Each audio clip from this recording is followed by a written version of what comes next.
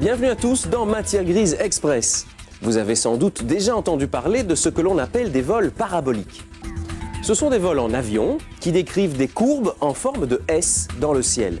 De cette manière, on parvient à créer des situations d'apesanteur à l'intérieur de l'appareil, ce qui permet de réaliser des expériences sans devoir se rendre dans l'espace. Une équipe de l'UCL est parvenue à se glisser à bord de ce type d'avion pour mener une étude sur la dextérité. Benjamin Leupart a suivi les pas d'un Kobe un peu particulier.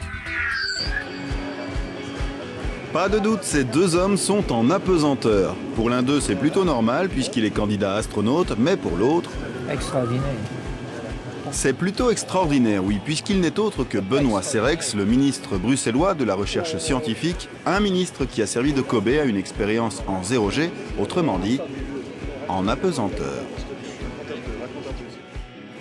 Pour obtenir l'apesanteur, l'Agence spatiale européenne utilise cet avion et le fait voler le long d'une trajectoire en forme de bosse dans le ciel, une parabole. L'appareil est lancé à 800 km/h aux limites de sa puissance maximale. Le pilote tire alors sur le manche jusqu'à obtenir un angle impressionnant de 47 degrés. Puis, il coupe les moteurs et on laisse littéralement tomber l'avion.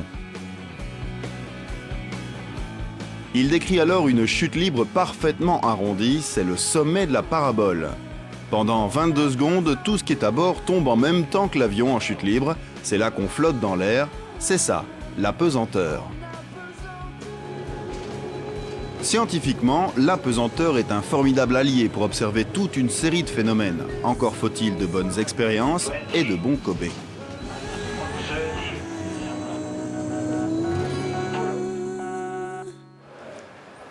Justement, regardez bien comment on transforme en quelques instants un ministre en Kobe attentif. Les cibles vont s'allumer dans un ordre aléatoire.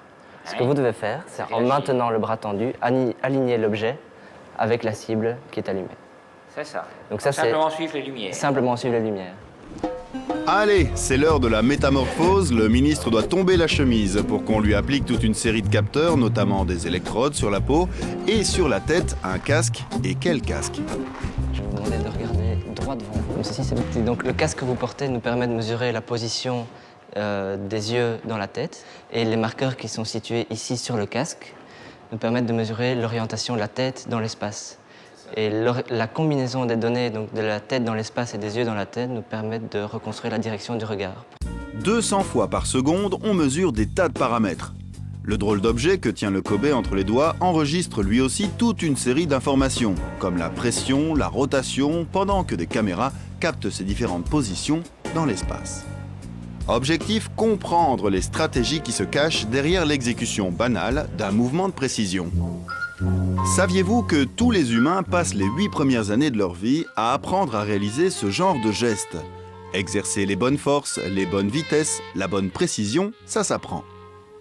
C'est pour cette raison que les jeunes enfants serrent trop fort les objets qu'ils tiennent avant de les soulever.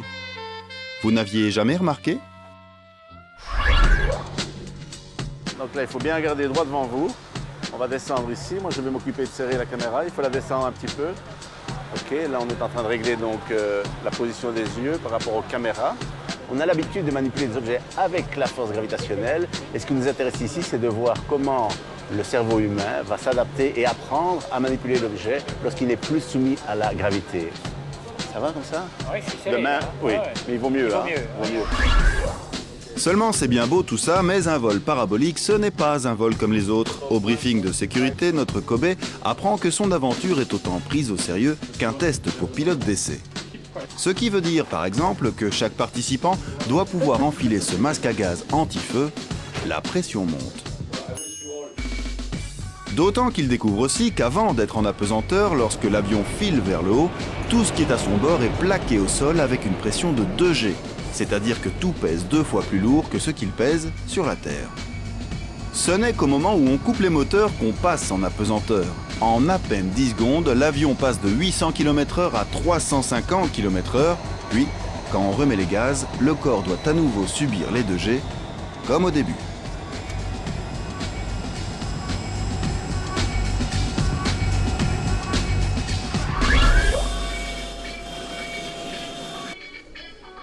Le lendemain, c'est le jour du vol. Pendant qu'on équipe notre Kobe, tout à coup, son sourire disparaît, il s'inquiète. Et s'il était malade en vol, l'expérience pourrait échouer, une autre personne, un autre sujet, devrait le remplacer. Et qu'est-ce qui se passe si on doit changer de sujet? Vous avez aussi les électrodes, vous? Il faut aller par là? Le parcours du Kobe continue.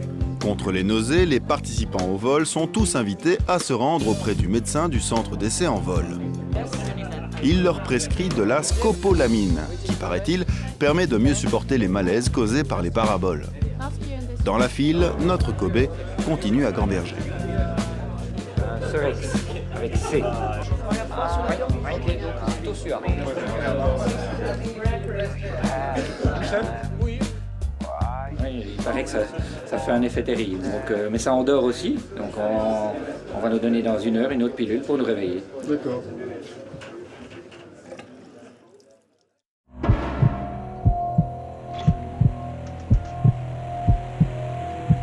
C'est la première fois que je fais ça. Relativement zen, mais avec quand même une petite dose d'anxiété. Il faut mettre un peu en valeur la recherche scientifique à Bruxelles et notamment dans le domaine spatial. C'est important de savoir qu'à Bruxelles aussi, il y a des chercheurs qu'il faut soutenir, qu'il faut aider. L'avion quitte l'aéroport de Bordeaux-Mérignac. Les paraboles auront lieu au-dessus de l'Atlantique, au large de Brest.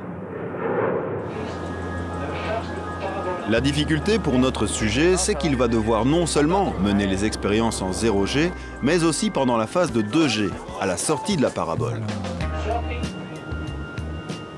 Attention, c'est parti.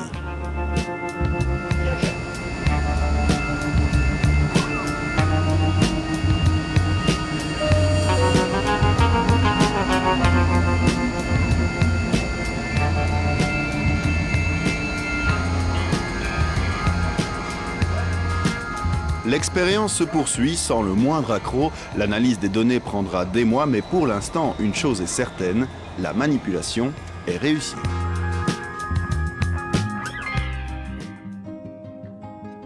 Une fabuleuse expérience. D'abord, les 15 premières paraboles, tout s'est bien passé. Je pense que j'ai été un sujet studieux et concentré. Très concentré. Voilà, après on flotte, on a des sensations qui sont extraordinaires. Vladimir m'a fait tourner dans tous les sens. Bon, ben, je suis prêt pour repartir demain matin. Hein.